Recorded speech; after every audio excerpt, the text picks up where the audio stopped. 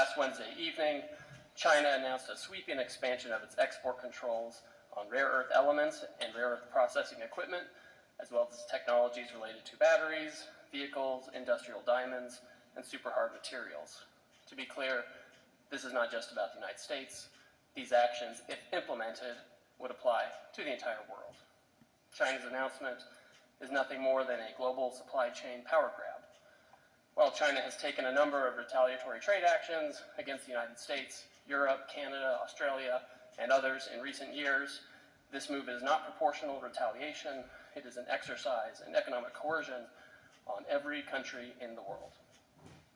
At its core, China's new measures include a rule saying that any product of which more than 0.1% of minerals consist of minerals mined or processed in China, one must seek approval from the Chinese government before trading it. Since many important semiconductors, for example, have these critical minerals, and semiconductors are in nearly everything, this rule gives China control over basically the entire global economy and the technology supply chain. This will impact artificial intelligence systems and high-tech products, but even regular consumer items like cars, smartphones, and potentially even household appliances could be affected. It would also apply to many items that are necessary for defense purposes. And again, it covers the whole world. For example, if a smartphone is made in Korea and sold to Australia, then the company would first need to get China's approval, since the phone contains semiconductors, which may contain rare earths sourced from China. Or if a car is built in America and sold in Mexico, you would need to seek approval from China before making the sale because of the chips in the car. Obviously, neither we nor our allies are going to go along with that kind of system. Many are suggesting that China's action is simply posturing for leverage in negotiations with the United States. While that may be one element of China's approach, it's obvious that these controls are part of a broader plan by China to control the world's supply chains. And these controls are wildly out of proportion to any targeted actions by the United States or its allies over the past few months. Others have suggested that the United States has violated a non-existent agreement with the Chinese regarding export controls or the implementation of measures. This is a false narrative deployed to justify these broad and unacceptable Chinese actions. There is, in fact, a published agreement between the United States and China from earlier this year that the US and China would suspend tariffs of over 100% on each other. China further agreed to effectively suspend elements of its rare earths export control regime by expeditiously approving licenses for US companies seeking rare earths. Both countries agreed to this pause on tariffs and rare earth measures for 90 days while we pursued further negotiations, which have gone on quite successfully for the past 6 months. And there is a published agreement about this on official US government and Chinese websites. This is the Geneva Agreement. It's not a secret, it's out there, it's published. We keep our tariffs low, they keep the rare earths flowing. We have not imposed our reciprocal tariffs on the Chinese since that time, but now the Chinese have expanded their rare earth controls. We have complied, they have not. In this context, this is how China has announced its new and extremely expansive controls on rare earth materials just last week. It's a clear repudiation of everything we've been working toward for the last 6 months, which was a stable tariff situation and a continued flow of rare earths.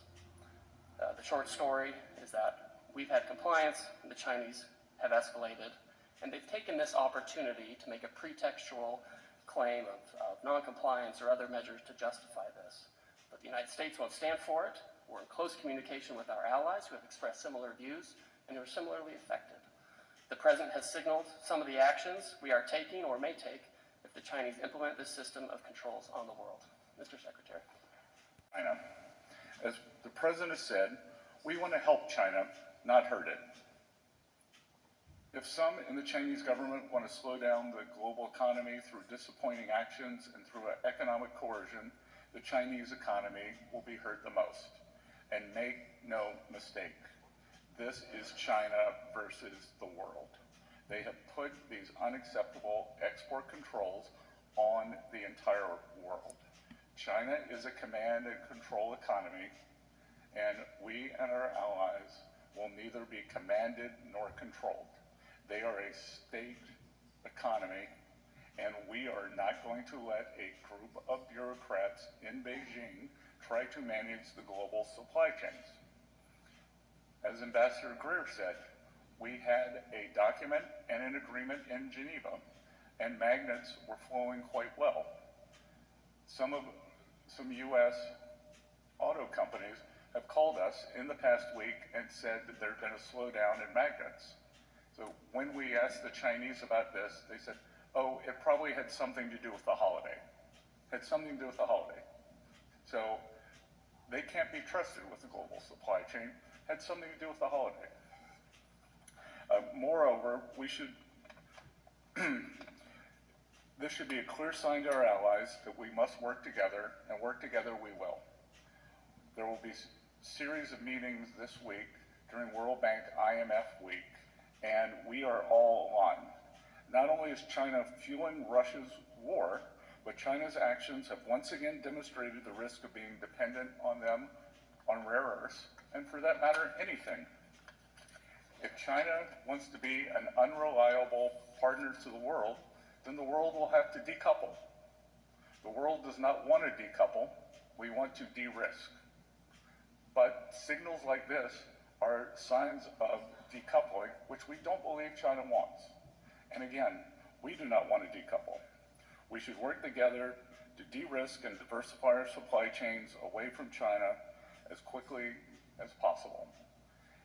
China says that these rare earths are used in military materials and that they want to maintain peace in the world. Again, it is the purchase of Russian oil by China that fuels the Russian war machine. China buys 60%